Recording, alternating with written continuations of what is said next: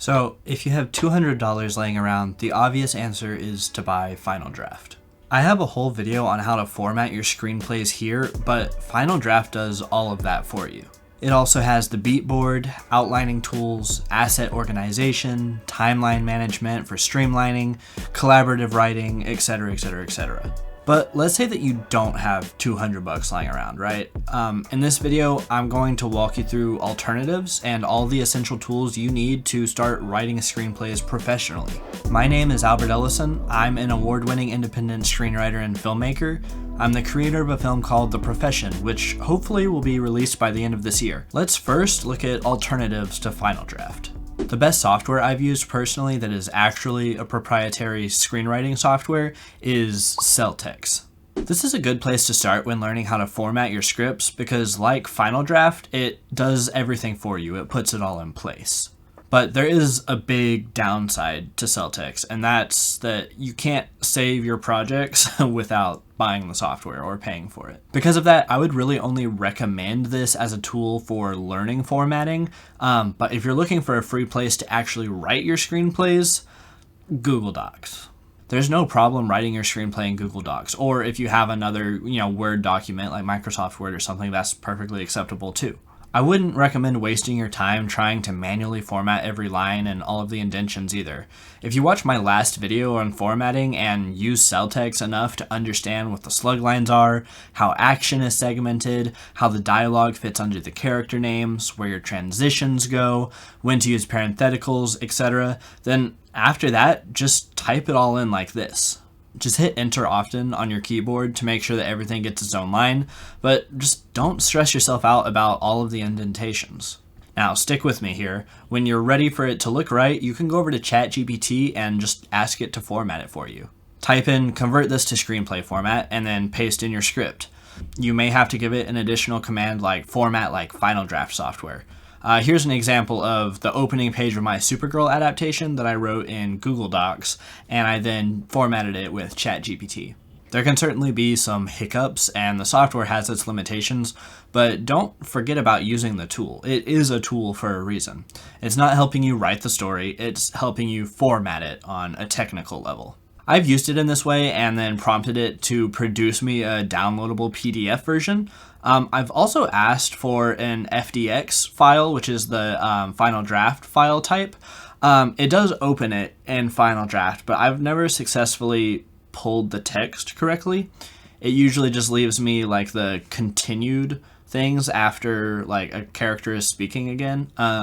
It usually pastes it in there as if the text is all white as well, but even trying to convert it back to black, I've never actually found any of my text in the file itself. Obviously it's not perfect, but I do think that it's a good tool to help you with formatting, just to be able to kind of pop it in there and make a PDF or something that looks like it should. Again, it's a tool for technically formatting your scripts, but don't ever use it to actually write your story. I just want to be clear about that because that'll take away any reason that someone might be interested in reading your screenplay in the first place, which at the end of the day is your personal perspective. No matter what method, you can always get your story to look like a screenplay even if you can't afford Final Draft. It's important to remember that the formatting isn't what makes your story work. If in your mind the difference between you being a writer or not is that $200 entry fee, then just get that out of your mind. That being said, I do believe that Final Draft should be a no-brainer if you can afford it. It's worth it for the ease of use, professionalism, and the streamlining of your workflow. Plus, there's no subscription element. It's just a one-time purchase outright, and that's a big plus in my book personally. Okay, tool number 2 is a clock. This can be the clock on your phone or on your laptop. There's no reason to go out and buy something. Being a successful writer is just all about building consistent habits. I would recommend treating this like a real job with time punches. Whatever level of commitment you can make, even if that's only 20 minutes or an hour a day, time yourself and check it off when you actually fulfill that time slot for the day. Keep yourself accountable and show your log as if you had to show it to an employer. I do think that holding yourself to writing at least one page a day is more effective than timing yourself for like 20 minutes or an hour at least, but the option is yours. And I do think a clock is like a good starting point of just like timing yourself, making sure that you're actually giving some of your time to that. So yeah, I mean, a clock can help manage your tasks. Tool 3 is a milestone document. Write down all of your goals onto a piece of paper like this.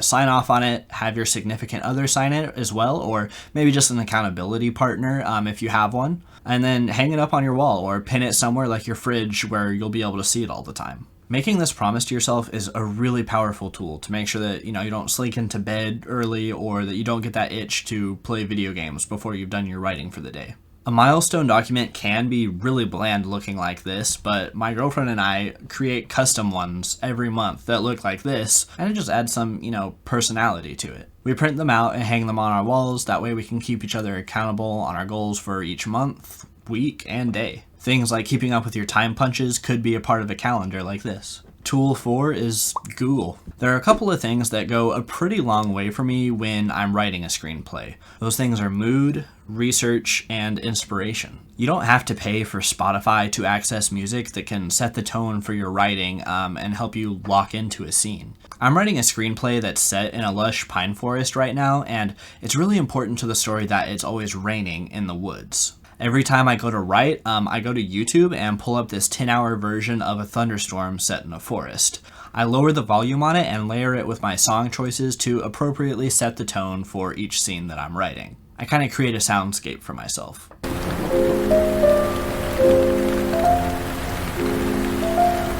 Building tone has always been important for my writing, and it helps me actually get the juice out of every scene that I want to. Depending on the type of film or show that you're writing, research might be vital. Even if you don't think that it is, I guarantee you that there's a dialect, a cultural custom, or just some environmental detail that you're going to end up needing to research to bring out some authenticity or character in your story. And the internet is a great resource. Obviously, there are a lot of books that might do a better job, but just the internet is a really great starting point. And then inspiration. On the internet, you can access music, films, books, television, and even with no money, there are allegedly ways to find the inspiration that you're looking for. And I mean, it's really important not to forget to fill up your cup as you're going so that you don't burn out in the process. Tool 5. This tool is really for the moment-to-moment writing process, and that is the story circle. This one little tool that can be accessed with a simple Google search is honestly my key to problem solving any scene. There are plenty of structure guides and formulas to follow that you can find on the internet, but the thing about the story circle is that it does not bind you to a template. It's a tool that can fit into any story, no matter the type, and it keeps you accountable in introducing conflict and change into your story constantly. If a scene isn't compelling enough, or you just can't figure out how to progress your story, if you're stuck in any way, just fit a scene into the story circle and work the clay until it actually fits that cycle. It's helpful every single time, and it really just taps into the core of what a story should be, which is about that change. And if you need help understanding the steps to the story circle or the deeper meaning behind it, here's a free link to an article from the creator himself, Dan Harmon. I mean, it's really just not as complicated as it seems, guys. Thank you for watching this episode, and hopefully you realize that you don't need to spend a fortune to get writing. If you enjoyed the video or found it informative, leave me a like and subscribe. But if you thought it could have been better, please leave it a thumbs down and give me some constructive criticisms in the comments below. That way I know how to do better next time. Thanks, guys, and I'll see you later.